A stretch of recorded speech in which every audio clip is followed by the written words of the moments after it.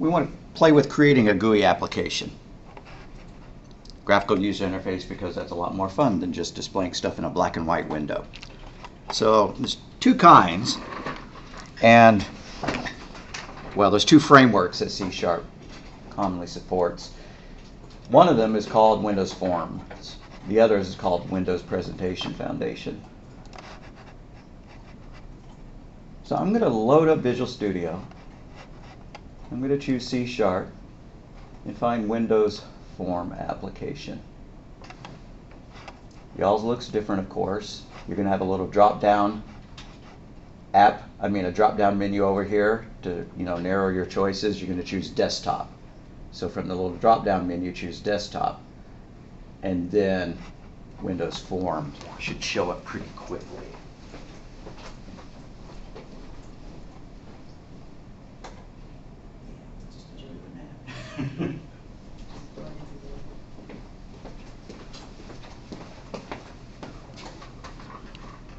So what's the idea behind designing a form?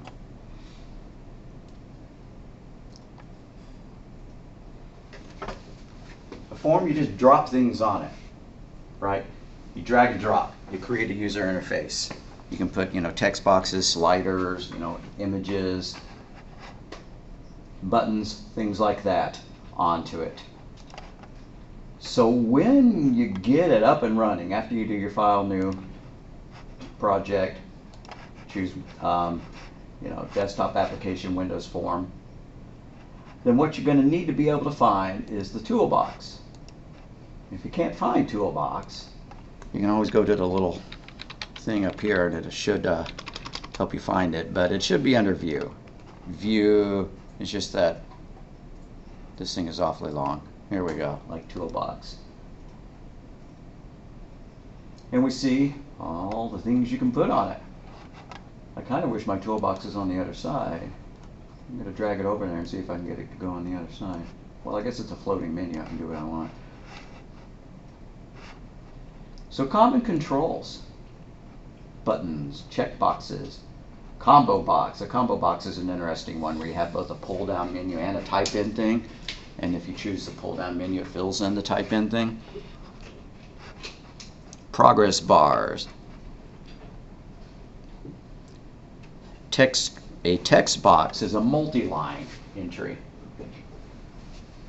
A label is just a word on the screen, right? You're going to put something above, the text box to say, what they're supposed to be entering or what you're going to display there and so on. So if you grab button and pull it out, and what lecture are we on, by the way? F. Is this is lecture F? All right. I didn't give it a name when I created it, but you should call it lecture F. Doesn't matter. All right, so I have a button here, and behind the scenes there's a whole bunch of code that Visual Studio added to support the framework. I don't even see it, but if I pull up the Solution Explorer over here, can I really not just dock this with that? You can if you drag it like a... Yeah. I'm clearly not doing a real great job of it, but here we go. All right, so if we look down here under our Solution Explorer, see program.cs. Program. We double click on that, we'll get taken into our main, right? Or not? Okay, fine. I know one way to get into it. Double click on the button. If you double click on the button, it'll add a method to handle that button. And there we go. Now it's going to considerable effort to hide the framework. So we're only seeing a little bit of code here. Unlike if you had generated this with NetBeans using the Java Swing library for Java, where you see approximately 70,000 lines of code. This one's, if you look, it says public partial class. A partial class is a class that's defined in more than one file, which is a bizarre idea. It's a bizarre idea, at least if you're coming from Java, Java and C++, where I earned my living. I think C# is is awesome, but the idea that you can create a partial class and then you can go into another file, and as long as it's in the same namespace, you can add on to that class, is totally weird. But anyways, did you see what happened? I went to the toolbox, I dragged out a control, like the button, and I double-clicked on it, and that wrote the event handler, so that when that button is called, when that button is clicked, it's going to call, and when I say it, the runtime engine is going to invoke that. Now I want to show you something about the other kind of graphical user interface, the one that I grew up using, the WPF application. Don't close yours, I just want to show you this, and then I'll switch back to the other one.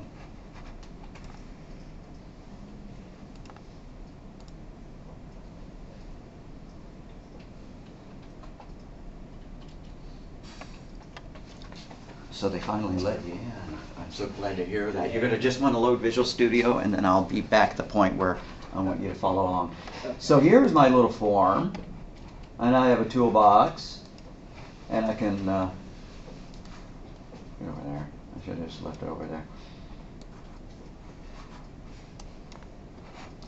Grab a button or something like that and put it on my form. But what's interesting about WPF is that as you do that, it's creating an XML file. And you can modify your form directly, even with a text editor. Or you can just come in here, right? You know, I don't like the fact that it says button. I could find a label on here and change it. You're not a generic text button. You're supposed to say, click me, right? I think that's groovier. I made a mistake somewhere. Oh, I forgot my double quote. And the form modifies itself to match. And when I double click on it to create its method, go back to it, I will see that it's actually got, doesn't it? Button underscore click, Control F, button underscore click. Yeah, right here is the name of the method that would get called, that would get invoked. That, in a way, looks a lot like JavaScript. If you've ever done JavaScript programming where you put in a on-click handler on a button or on anything, and then you can trigger some JavaScript code right from there, or you can have it call a function. So I kind of like. I'm more familiar with the WPF applications. So I'm going to go back to where I was. I'm going to do new project, and from the pull down I'm going to choose desktop, and we want a Windows form. So, oh, you're not on your laptop. Okay, cool. Choose Windows form. Okay. We're on Lecture F. This time I'll give it a good name. CS_Lecture F.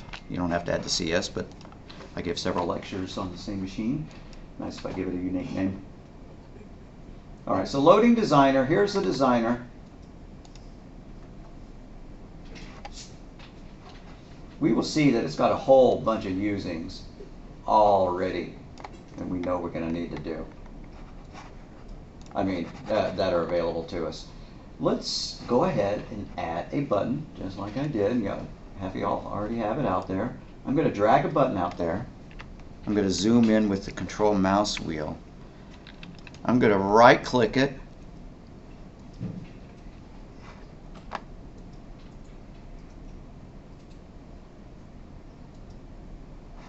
Do y'all see window.xaml? No. Did I just manage to recreate do the sync? Did I choose WPF application when I didn't mean to?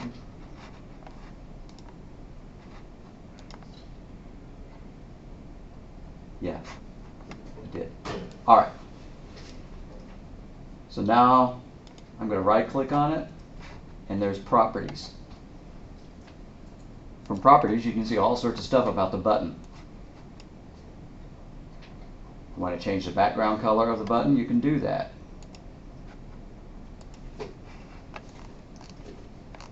These are all kind of boring colors, but I'm sure that I could pick, something else if I wanted to, by clicking around. Okay, now I have a yellow button. I want to change the text of it because the word button is pretty boring. You'd think that the name of the button would be right up there at the top, make it easy to find. But if we scroll down eventually, we'll spot where we can change the name of it. Or not the name of it, excuse me, but the text that's displayed. You would think, I'm not spotting it. If you get frustrated, you can sort by alphabet rather than by categories. And so I sorted by alphabet, I scroll down, and I see the text. Button 1. I'm going to change that text to click me.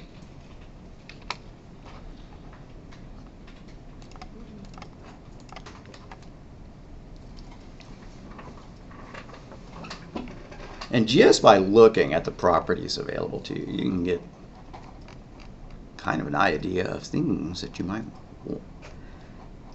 Causes validation. Padding, you want to change the padding of the writing on it. Is the text right to left rather than left to right? Like you're writing in Arabic. Okay, so I'm going to double click on my button and create its method. That's a pretty lame name for a method. Perhaps I should have called it something else. It'll work. Now let's just pop up a so-called message box. Message box is just a little, dialogue that pops up. Just displays a message. Just like the CW for writing out writing a line out, you can type NB tab, and it creates a message box command. Messagebox.show. Yeah, you will. Yeah, right there. Just messagebox.show. Yep. Okay, but how do you get the property thing to show up? You're going to do that back at the designer. Go back to the designer, right click on button 2, and choose properties. Yeah. And then here, I can't get this to stay over here. Well, if you click the push pin, it would make it sticky. Okay, yeah.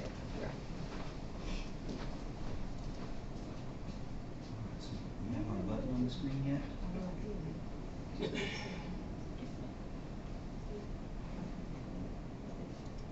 so double click on the button, it should take you to the code folder. Tap. There we go. And then type MB tab. Didn't fill it in. Okay. Well then, like up here. Oh, I need to zoom in. That's hard to read. Just the word message box, capital M, capital B, .show. All right. So when I build it and run it now, I'm going to click Start. If I click that button, click me, it prints that little word, test. Now the message box can be a little bit more sophisticated than just a word in a blank window.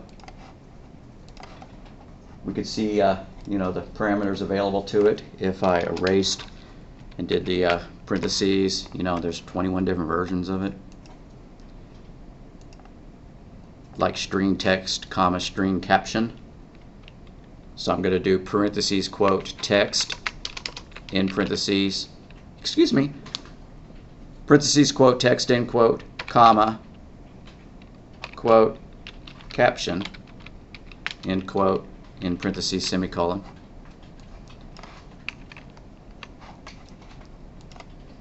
And now when I click the button, when the runtime calls the function, there, we get both a caption and some text. That's a little bit better. All right, I'm going to jump into the Chapter 3 PowerPoint.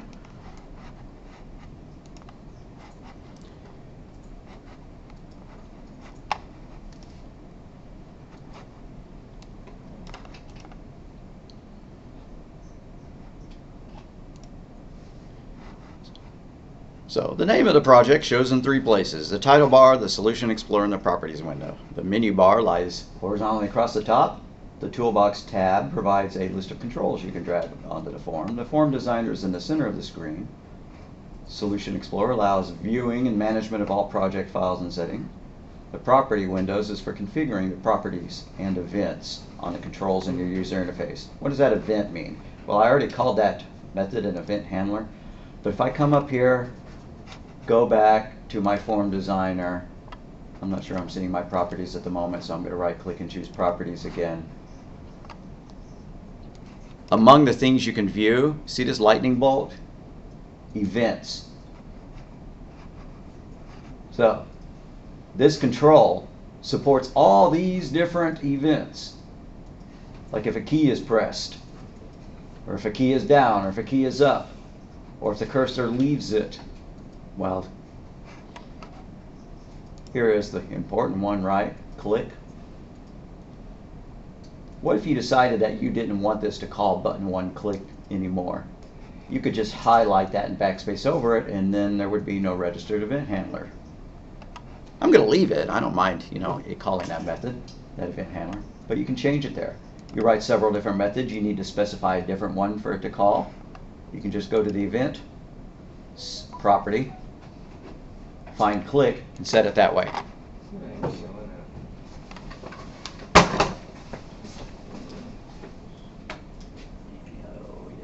Go back to the designer.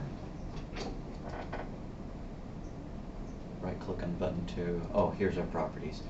It's the lightning bolt. Lightning bolt stands for the events. And that's what I was looking at, button 2 click. So we're not going to change it. I'm just showing you that if you needed it to call a different method, okay, you could.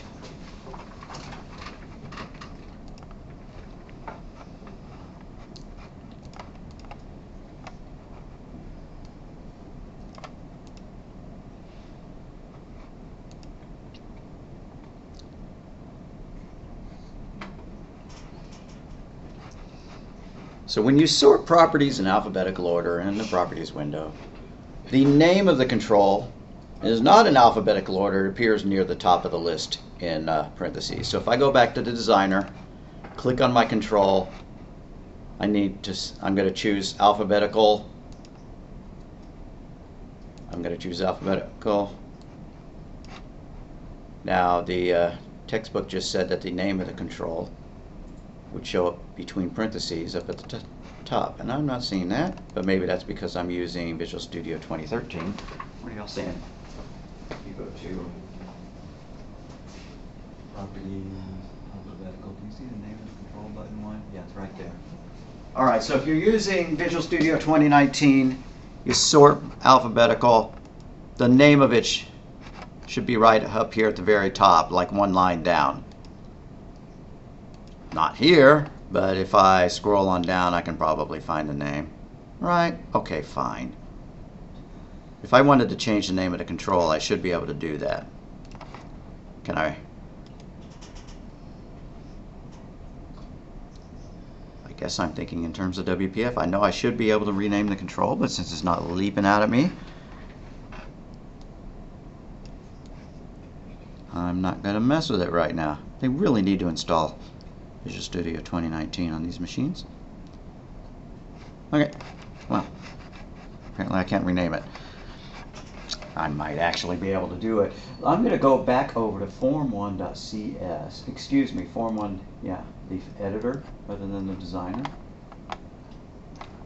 When your method is invoked, it passes in the sender who clicked it, along with some arguments. Now, quite often we don't need to do anything with those. But if we were going to turn around and pass this along to another method in order to handle it, we might want to pass the sender along. Or if you're trying to figure out which object called the method, then you can inspect the sender object through the code to find out.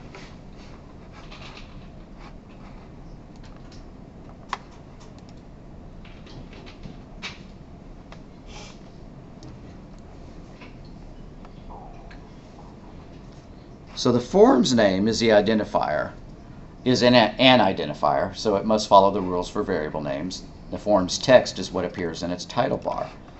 So I've been looking at the properties for the button itself, but if I come up here and click on that, form 1, then now I'm looking at the properties for the form itself.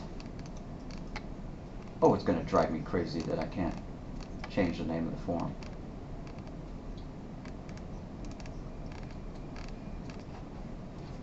If I click on alphabetically, I should at least be able to change the text of that. All right. Frustrated professor. Keep going. So when you open the IDE, you may not see the Toolbox tab. You can always find it under View. Lots of different controls available to you. And we drag controls onto the form. We can relocate them by dragging them around. We can delete it by pressing the delete key. Once it's dragged onto the form, it's given a default name. In a professional application, we'd want to change the name. Gosh, I wish I could. We all can. People with Visual Studio 2019. So adding functionality to a button is easy. You drag the button, you double click on it, and it creates a method. And then you have the two windows available to you. You can toggle between them. The source code and the designer.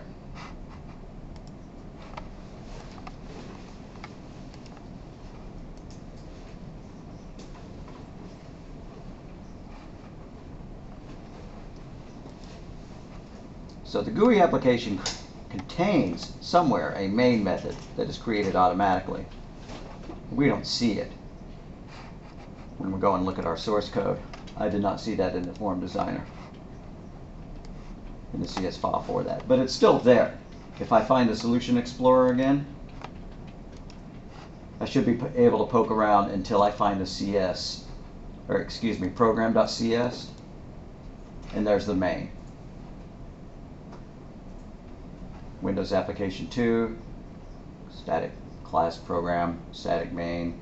When it launches, what does it do? Enable visual styles, set compatible text rendering default. Yeah, we don't even care what these does. And this is interesting. Application.run new form. If you've done object-oriented programming before in Java or something, you know what new is doing. It's creating a new object. Our form is a class, and this creates a new object of that type. So conceivably, your application can have multiple windows floating around, each one an example, a different example of that form. Now I'm going to make this change, and I strongly don't, I'll probably remove it immediately. But if I copied and pasted that, I might get two windows on the screen. Oh, I still have the application running, so I can't make this change. And I really don't mean for y'all to have to do it. Let's try it though. What I did is I'm creating two copies of the form. I guess it only launched one of them, but if I close it, is it going to launch a second one? Yeah. So this is not asynchronous. .run does not launch it and then continue on. .run hangs until they close the window. So when we're looking at the main method, when we see anything after .run, it's not going to be executed until the window is closed. Notice that there is no variable here. What we could have done, and this is still getting into objects where we're not yet, but since we're talking about GUI forms, everything on the graphical user interface, on the form, is an object based on a class. This is called creating an anonymous object, right? We didn't store it in a variable, we just created it and then passed it to another method.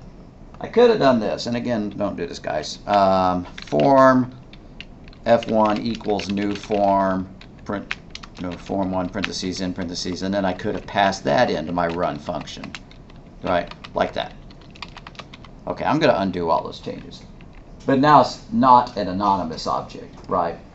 We've created a reference variable to hold a reference to the object. Those are fancy terms for folks who have not had much object-oriented programming experience.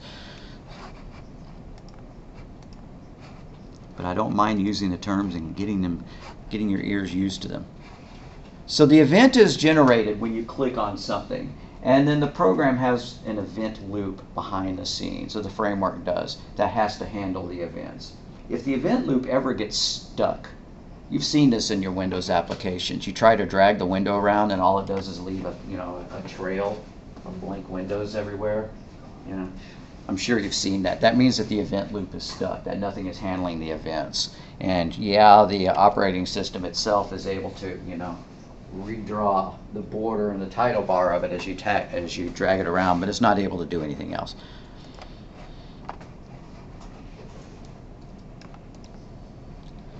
Howsoever, the framework is generating a separate thread, I believe, to handle our event. If I go in and I put an infinite loop inside my button click, you can always get back to your button click handler. I'm going to close that one by just double clicking on the object that's generating it. This is an infinite loop right here, right? While parentheses true. And don't do this. This is more stupid. You would not want to do that.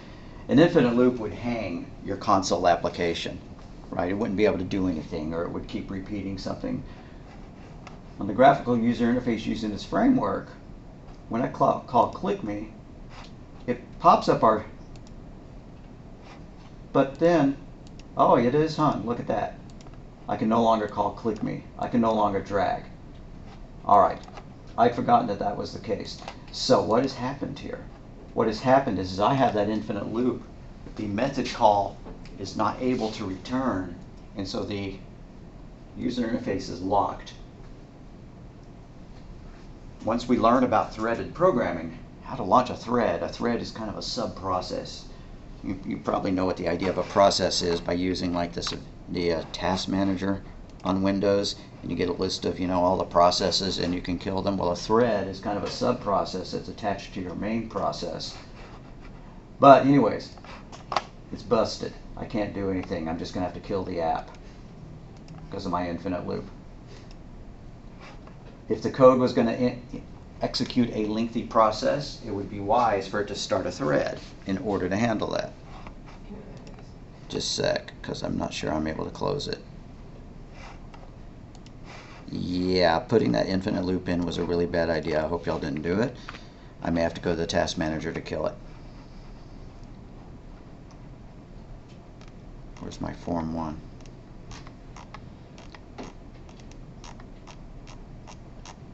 Oh, come on.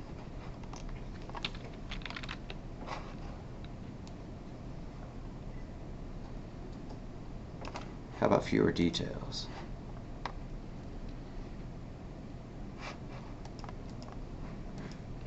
Why am I seeing it listed here but not listed here? That was a bad idea. I thought it'd be easy to kill it. Can you not Control C Well, from Visual Studios, or is it just running on its own? it's running on its own at this point. And I've tried closing window, which sent a kill event to it. Oh, that's what it is. Open up Task Manager again. Oh, did you see it? Yeah. It is the VS host. Oh, the VS host 32.exe not responding. Alrighty. Visual Studio host 32.exe. Okay. Form 1 not responding. Okay, so I should be able to end that task. So in the off chance you did what I did, right? Go and find the Visual Studio host 32 and choose end task. That kills the little form so that I can keep developing. Yes, ma'am. Here's where the form is. You can change the name here. Okay, cool. So we can change the text. Mhm. I also wanted to be able to rename the entire control, and I'm not seeing where to do that. I didn't Thank look you. that far. I just went- Are you in alphabetical order, or are you I on the wasn't other sure one, about the categories? forms. Just go up on the forms. Forms in an alphabetical order. Okay, cool. So going back to the form, clicking on that, going to properties, which I'm not seeing, It should be. then I should be able to find it down here under text. Why are you able to find it, Denise, and I'm not? Ma'am, this is what I did. I took and clicked here. Oh, that's because I'm still viewing events. Mhm. I'm being an idiot. I need to click on the properties, and then everything magically starts to show up. Yeah. And there's the name of the variable. And down there is the text. Okay. The reason I wanted to show that off is that the name button1 is a really lame variable name. I mean, it's better than just B, right? But after you create a button, you might want to rename its variable. So to rename it, then what you can do is you can click on it, go to properties. I was stuck in events. I went back to properties, chose alphabetical. It's up at the top. How about, I like prefixing it with the name of the type of the control, and it is a button, so I don't mind the word button in it, but I might say button click me, something like that, or whatever the text is. That way when I'm, anyways, I think at certain times it helps to have your items sorted by what their controls are, and if you prefix the name with the type of the control.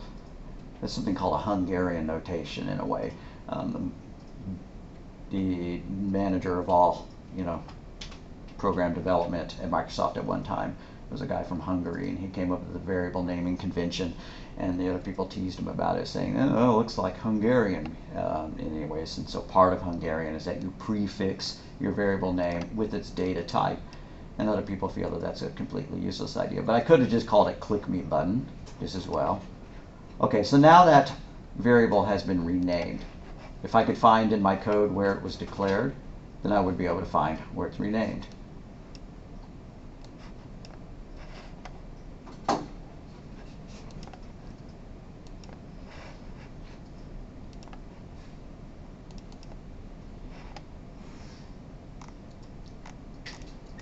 Where is it? Don't know. Tucked away. I'm not going to waste time going to look for where the variable is declared. Although, I could probably find it if I did button click me semicolon.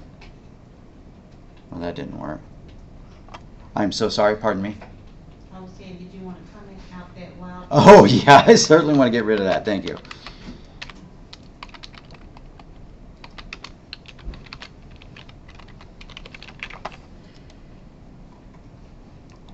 Okay, that's still not working. Go away.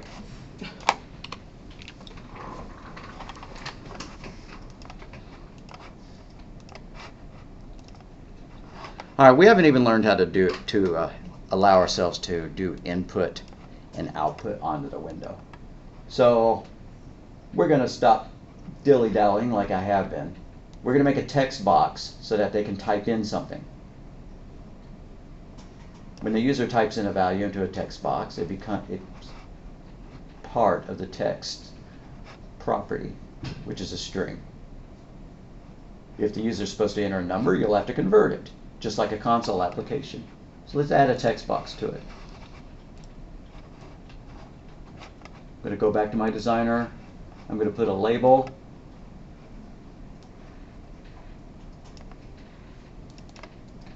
And I did not mean to double click on the label. The label does not need an event handler, and I accidentally created an event handler for it. That was dumb, and it's an easy mistake to do. What I wanted to do is I wanted to change its text. So I've dragged out a label. I'm going to go to the alphabetical sorting of the text, and I'm going to find out where it says text way down here and change it to, enter a number. And underneath that, we're going to put a text box. Text box is one of the common controls, so I should be able to find it, drag it out.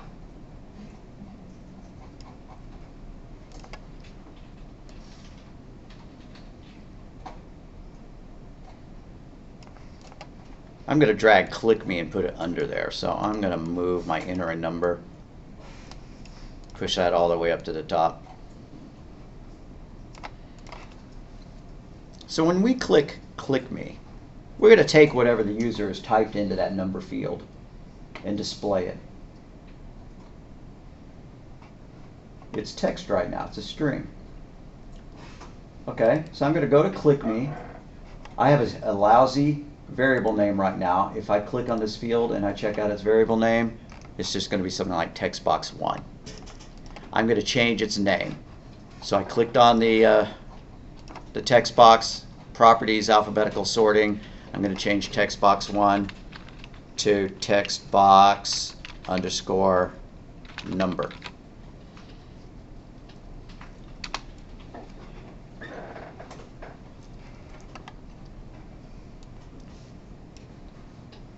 So when I do double click on Click Me Now, I'll be able to get that text out of it. It's a string. So let's create a string variable to hold the text of that control. String snum, right? Because it's a string, it's supposed to hold a number. I think the textbook shows something strange like number as string. That's a little bit wordy, but we could do that. String snum equals, and I need to access that control. That control is a text box. So I'm going to start typing text box, and then I see my new variable. Maybe you see why I like naming them like that. It makes them really easy to find. If I have 20 text boxes on there, when I start typing in text box, the IntelliSense here pops up. They'll all be easily grouped together. So text box underscore number, well, that's not enough. That's just the name of the control. That's the object. We want to get its text. So dot text, except for the capital T, semicolon. If you've done Java swing programming, you're used to having to do get text and set text. C# makes it a little bit cooler. You don't have to call the individual getters and setters. That's via something that C# has that Java does not, which is really cool, which is called properties. Properties are methods that look like variables. Weird idea. So here we go. We have that text. So for our text over here, let's put in number typed is end quote plus snum, comma. We really don't need that caption anymore. Let's call this a square calculator, because we're going to wind up squaring that number.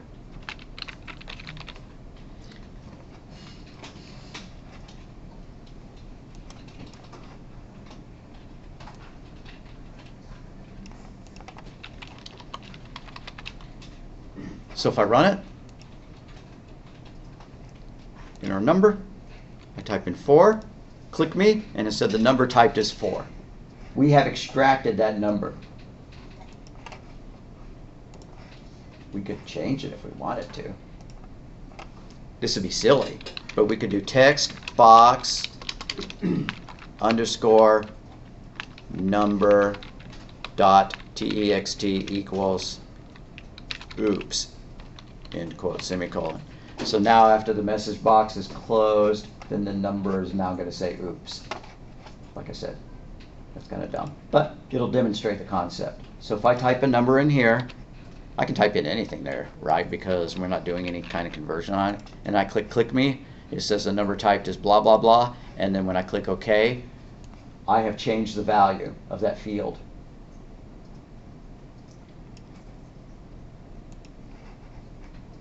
We don't want to do that. I want to convert it to a number.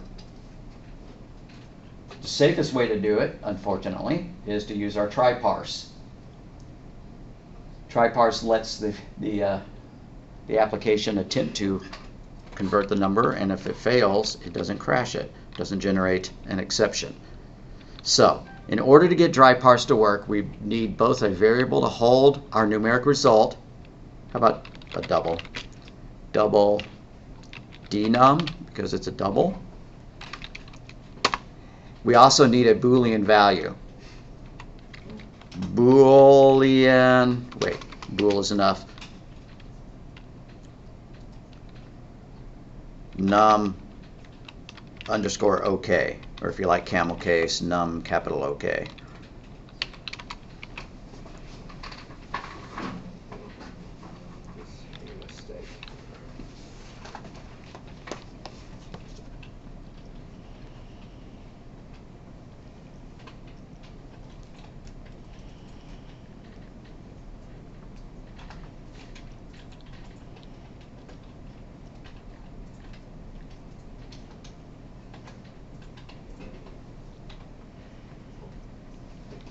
So each data type has its try-parse method. So what are we going to do? We're going to say num underscore OK equals,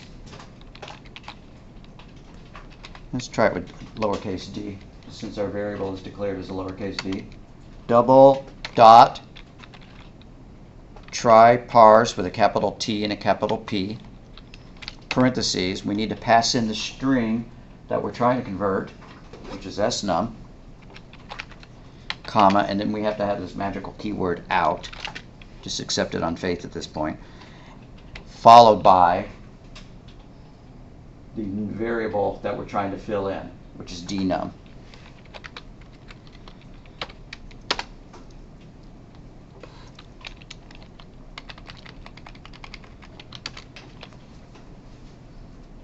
Now we have a number and we can do some math, like we could square it, right?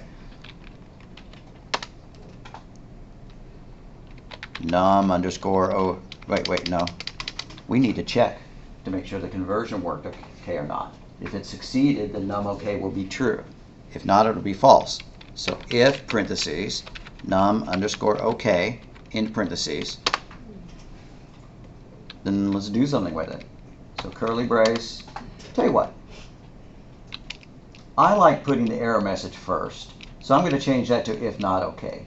So if parentheses exclamation mark num underscore okay curly brace. So if they typed in a bad number, we're going to yell at them. And for some reason MB wasn't working on everybody's workstation here today. But if it is, it's a great time saver. Message box with a capital M and a capital B dot show invalid input must be a number.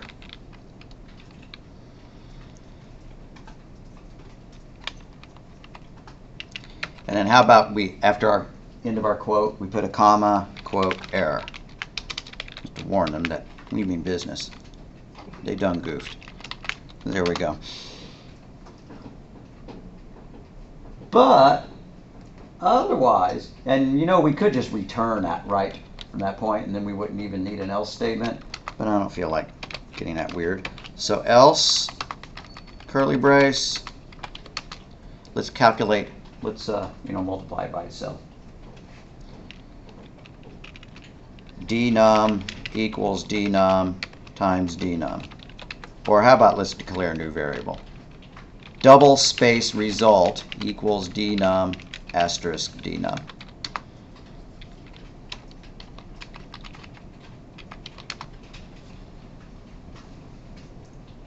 We need a place on the screen to display our result.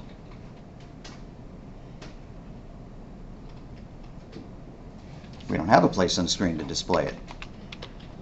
So we're going to go back to our form designer and put another field, another text box that'll display the result. So I'm going back to the designer. I'm going to drag this click. I don't know. Do I like it being near the number? Let's grab our toolbox. Grab another text box. Plop it down here. And for its label, so I'm going to grab a label, drag it out, and oh, I did it again.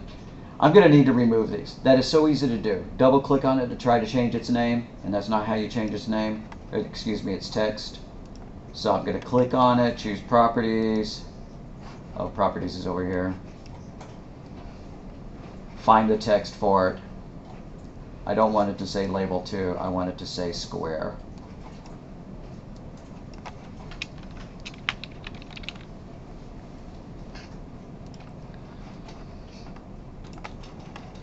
And so now it does say square. We are going to display the square in that text field. We really need to give that control a better name because that's the output text field. So with the properties still in alphabetical order, I'm going to select the text box, and where it says text box underscore 1, I'm going to change its name to text box underscore square result. Because we could conceivably put, you know, more results on here, like a cube. We cube the number, you know, or the square root or something like that.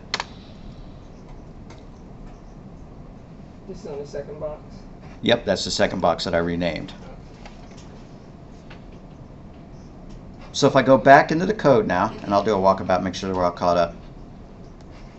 Yeah, these are really going to need to go bye-bye. Can I just highlight them and delete them? Is that going to be enough to make them disappear, my empty methods? Sometimes you have to go into the event handler specification and wipe it out from there. And what do I mean by that? If I go into the designer, oh, see, it's complaining. I should not have deleted them. Mistake. I had a bad feeling about it, so I'm going to undo those deletions. What I need to do is to remove the references for them.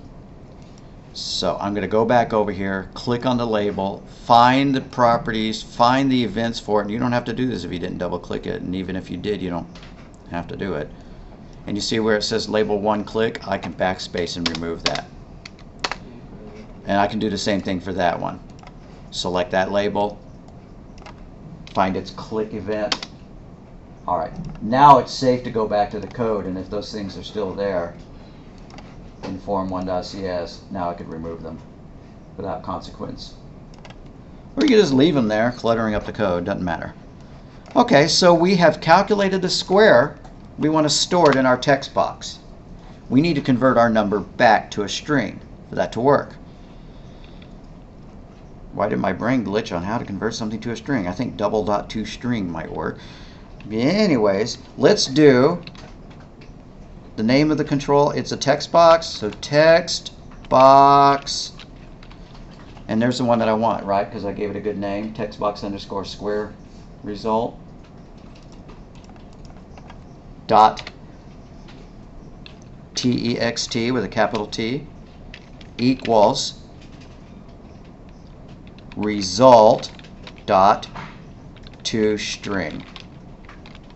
Parentheses in parentheses.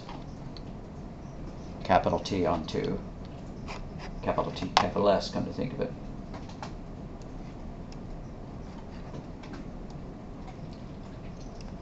So now when we run it, if they type in something, click the button. If they typed in a valid number, it's going to display the square. If not, we're going to get an error message. Okay, so enter a number, 56. Click me.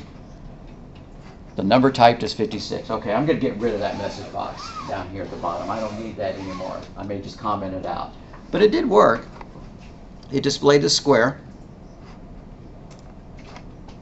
And if I type in garbage, that's not garbage. That is. And click me, it says invalid input. Must be a number. We should be able to put an error icon on the message box as well. But we're getting close to the end of our lesson, so we will figure out how to do that another time. Okay, so I don't want this message box saying the number typed is anymore. So I'm going to comment that out, and then I'm going to do a little bit of more commenting. This is the end of the click method, right? That curly brace is end of button one click. So / end button one underscore click, and I wish that the editor added that automatically. And this is the end of the class, and this is the end of the namespace. And the only reason I do those is because, like I said in the past, inevitably you're going to wind up with too few or too many curly braces, and it helps to be able to follow where you are.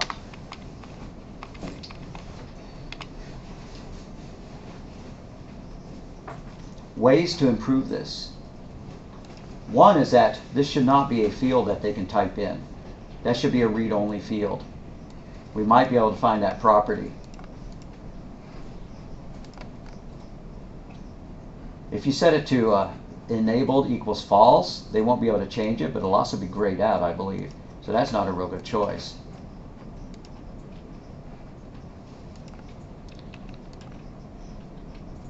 Yeah, it's grayed out. Well, I mean, that's not a horrible choice, but I'm not really digging it. I'm going to change it back to enabled is equal to true. See if I can find a a read-only method there. I mean a trait, read-only false.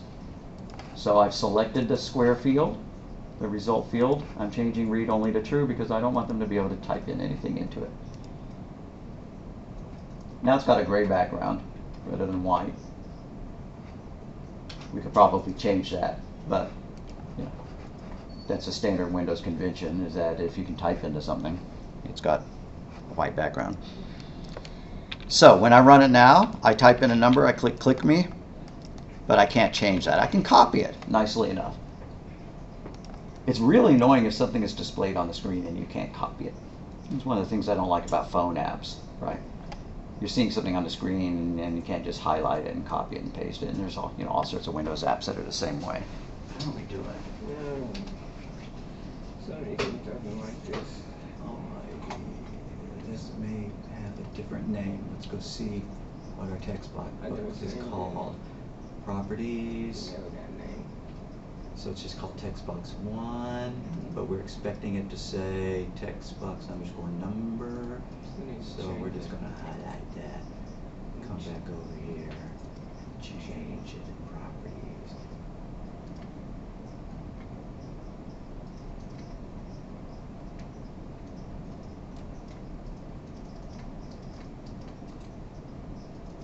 That'll get rid of some of them.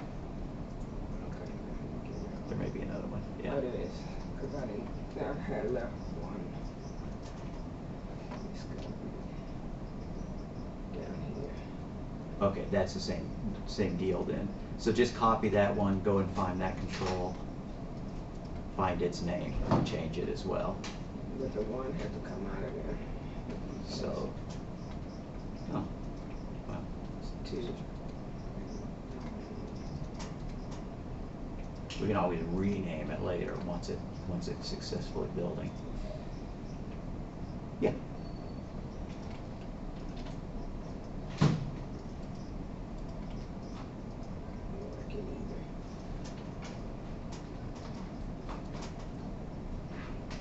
Is it working though? I mean, is it telling us if we've got bad data? I'm not sure our button is working anymore at all, so I'm gonna have to go back. Come over here to I have events. 2 buttons. That's why I need to get rid of the other one. Send this include button. There we go. Did you see what I did? I went to its event handler. Yeah. And yeah.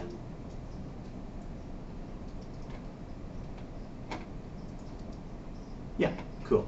Yeah. And if we don't want them to be able to edit this, we're just going to make that read only. So I'm going to come here, go back to the properties, find alphabetically read only, change it to false.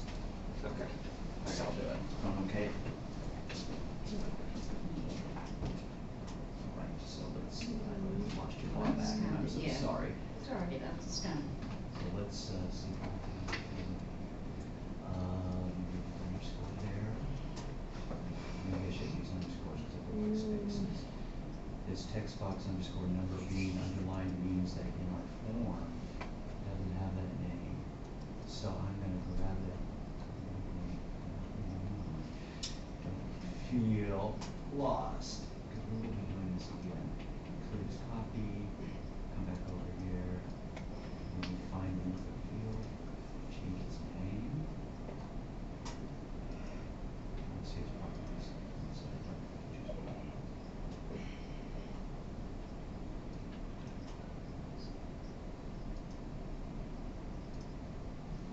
There it is.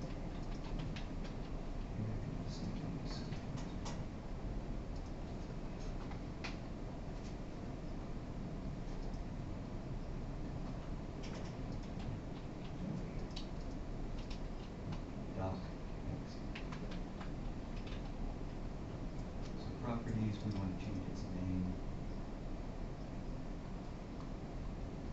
So at the top here.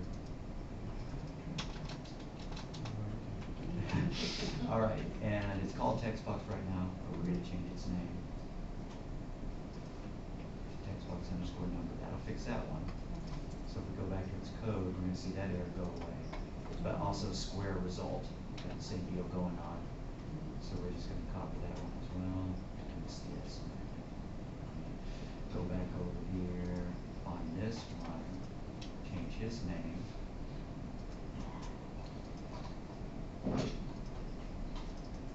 Paste that.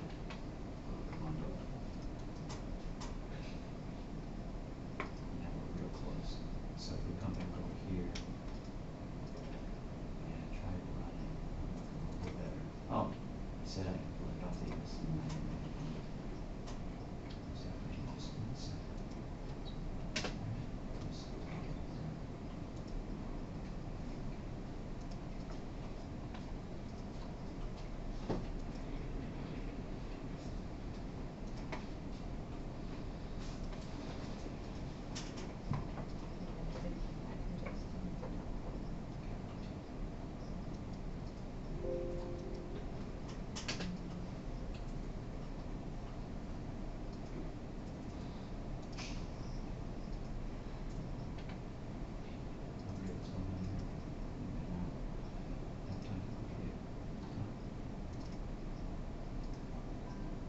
Oh.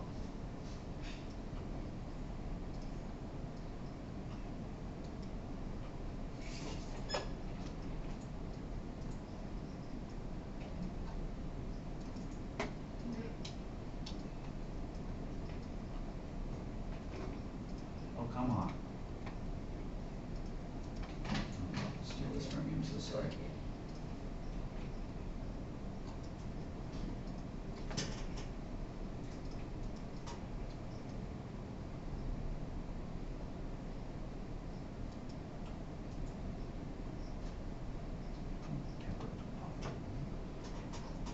Well, I mean, I guess it's a paper offer, but we really don't want to do this. Offer it, okay. Let's discuss the numbers. I'm going to comment that line. And we actually have just about too many things for us to fix right now.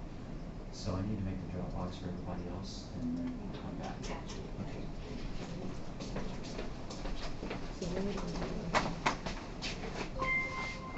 All right, so what I want y'all to do is I want you to take the same idea and just write an app that's going to multiply two numbers, hours and, and pay rate to print a total pay. And if you're feeling awesome, go ahead and calculate overtime as well. That would be really awesome if it had pay, total, and then, pay plus bonus, using time and a half, plus the total pay. You don't have to make it that awesome if you don't want to. So the homework, create a Windows form app with two entry fields, one for hours worked and another for pay rate. Provide a button that, when clicked, multiplies those values and sets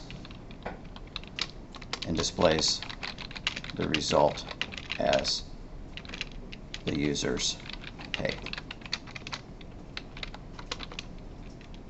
If you can, try to make it calculate overtime bonus and work that into the form design. Alrighty, let's make our Dropbox and be done. I don't want to, let's see. Go away.